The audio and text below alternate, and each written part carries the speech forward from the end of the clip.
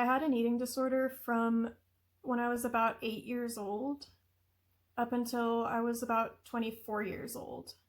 So it was the majority of my life. And I am recovered now, and I've been recovered for about the past 5 years. Eating disorders happen for a variety of reasons. There is a genetic predisposition towards having an eating disorder. So if a family member has an eating disorder, you can be more likely to develop one. The likelihood of developing an eating disorder also increases if you go through prolonged stress and trauma. The more adverse childhood experiences you've gone through, the more likely your chance of developing disordered eating. This is because eating disorders are a maladaptive coping mechanism. Eating disorders are a means of coping with stress and trauma. And a big part of recovering from eating disorders is learning healthier ways to cope with stress and trauma that don't involve self-destructive coping skills. One of the most important things I learned in eating disorder treatment was the concept of self-care. I had never really been taught self-care, what self-care was, or how to do it, because in my abusive upbringing, I hadn't learned how to internalize that and care for myself. So in the eating disorder treatment, I found learning the concept of self-care was very helpful.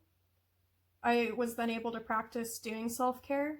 I learned what that looked like and how to do it for myself, and this helped me directly combat the eating disorder behaviors.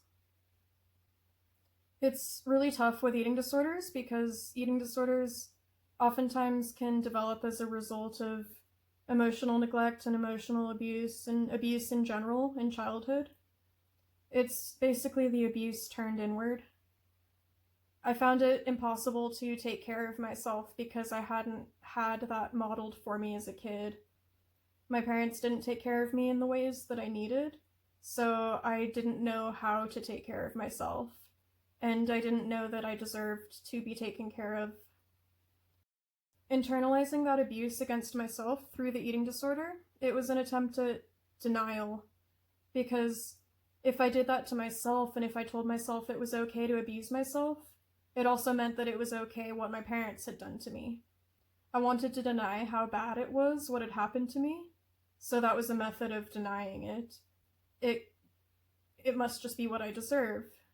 It gave me an illusion of control over my abusive situation by perpetuating this abuse against myself as if it was my choice. I dealt with binge eating disorder, anorexia nervosa, and bulimia nervosa. In binge eating disorder, a large amount of food is consumed in one sitting. In anorexia nervosa, food is restricted and weight is lost to an unhealthy level. And in bulimia nervosa, there is purging involved, so purging means getting rid of the food in one way or another. When I had my eating disorder in the past, I truly thought that recovery was not possible. I had my eating disorder for so long, and it was pretty severe, so I just want to share my story to let other people know that recovery is actually possible. Even if recovery is taking a while, even if you have to maybe do multiple rounds of treatment, don't give up hope. It takes a while to develop an eating disorder, so it also takes a while to develop the skills to recover from one. And there is a lot that is underlying eating disorders. It's not about vanity or weight at all. It's a lot more about just being a maladaptive coping skill for stress and trauma. I'll share more about eating disorder recovery in later videos. I want to share my story so if anybody else can relate, they will know that they're not alone, and also so that others can know that recovery is possible. Even if the process of recovery is taking a while, don't give up hope, because it's worth it to keep at it. It's possible to recover, and life is so much better without an eating disorder.